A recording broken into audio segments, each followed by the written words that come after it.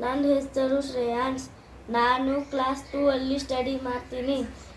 ನಾನು ಈ ಮಾತನ್ನು ತಾಯಿ ಪದ್ಯ ಕೇಳ್ತೀನಿ. ತಾಯಿ ತಾನು ಮಗುವ ಹಡೆದು ಜಗವ ಮರಟಲೆ, ಮಗುವ ತನ್ನ ಇಡಿಯ ಜಗವು ಎಂದು ಬಗೆಡಲು, ಮಗುವ ದಿನವು ಅದ್ದಿ ಬರಲು ಹೆಮ್ಮೆ ಪಡುವಳು, ಮಗುವ ಬೇಗ ಬಾರದಿರಲು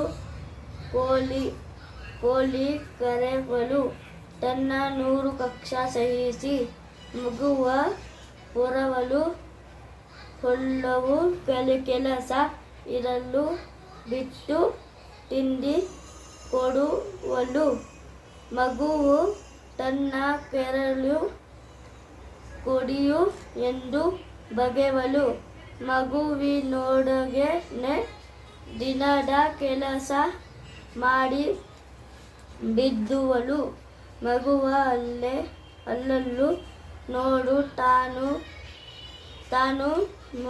ಮನದಿ ಕನಲುವಳು, ತನ್ನ ಮಗುವ ನೋಡಿ ಅಲ್ಲಿಗೆ ಮರೆವಳು, ಮಗುವ ನಾಳೆ ನಾಡು ಪ್ರಜೆಯು ಎಂದು ನೆನೆವಳು, ಜಗಕ್ಕೆ ಮಗುವ ಕೊಟ್ಟು ತಾನು ತಾಯಿ ಆದಳು. Thank you.